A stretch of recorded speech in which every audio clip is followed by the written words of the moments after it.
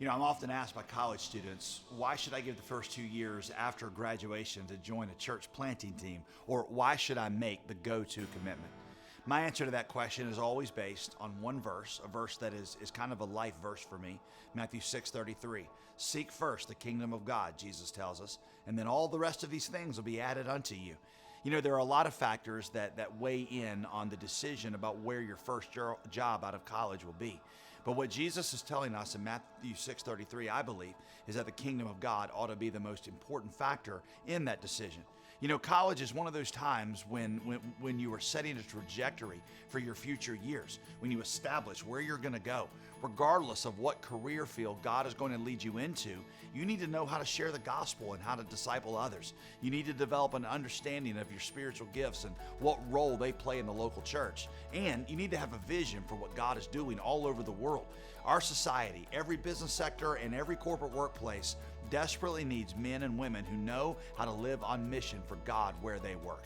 Think of it like offering the first and the best of your career back to God, laying it on the altar and saying, God, I want you to be first in my life, and I want you to show me where to go from here. John Piper points out that when Lot, Abraham's nephew, when he made his decision about where to go in his career, he let money be the biggest factor. Abraham made God, the kingdom of God, the biggest factor. It didn't turn out well for Lot, but it turned out great for Abraham. In this way, you can offer these first 2 years to God to say, I want you to have the first and the best, and I want you to show me where to go. You know, I read the other day that the most successful CEOs in Fortune 500 companies had at the beginning of their career a time of journey.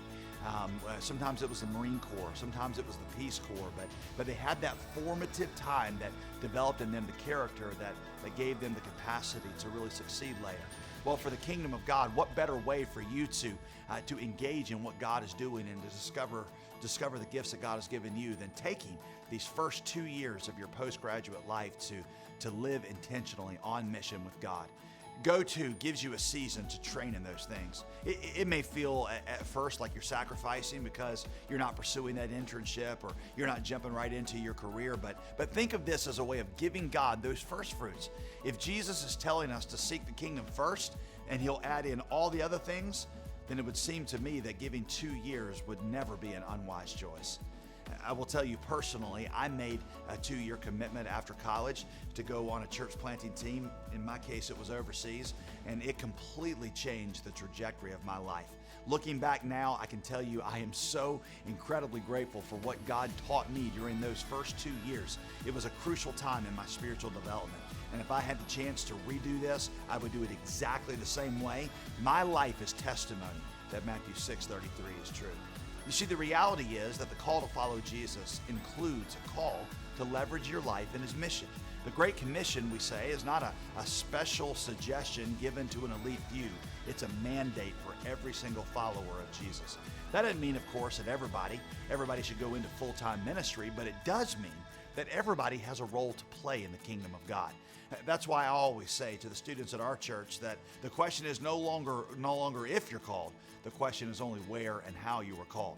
We tell our students, do what you do well for the glory of God, but also why not do it somewhere strategic for the mission of God? I don't know of any better way to apply that in your context than our Go-To initiative to take those first 2 years of your career, first 2 years after graduation, and to live intentionally on mission with God in a place where God is doing something amazing.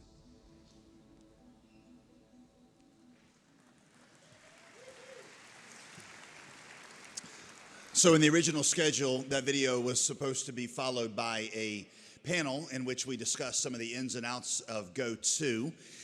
But we have decided to forego that panel because we want to make sure that we are able to get to the business that is on the heart of the messengers this afternoon and wanted to leave extra time for that.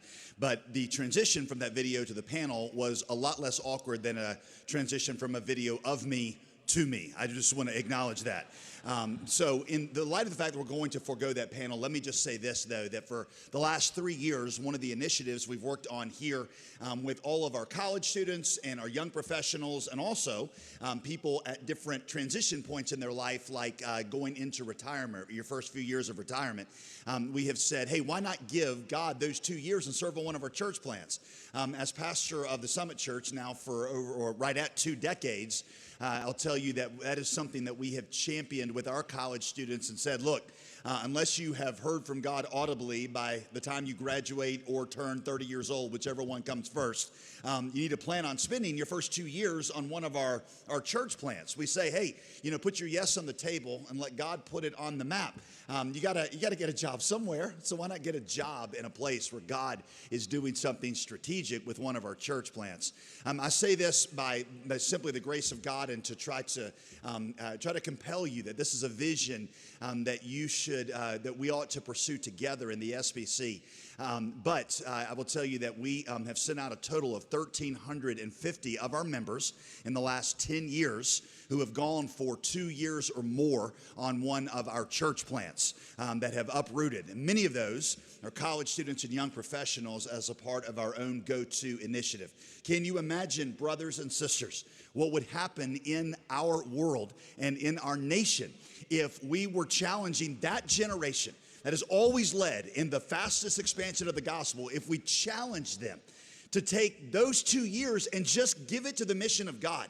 Hey, when you choose your place of career, why not be a part of a church planting initiative? If Kevin Ezel at the North American Mission Board had college students and young professionals from our churches that were going with them, if with the International Mission Board, if Dr. Paul Chitwood through their Journeyman and ISC programs had just a flood of students from our churches that were saying, I'm going to give 2 years to the mission of God. That's what I did. It transformed my life. Hey, think of it this way, okay? If the Mormons can do it for a false gospel and a works-based religion, then how much more should we do it for the true gospel of Jesus Christ, okay?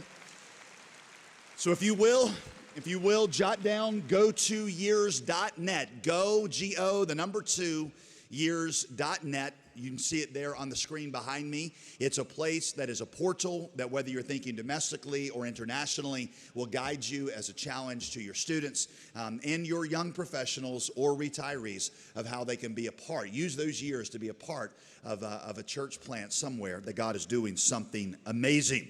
All right, it is time now for the acknowledgement of a winner of, or actually, let me just back that up.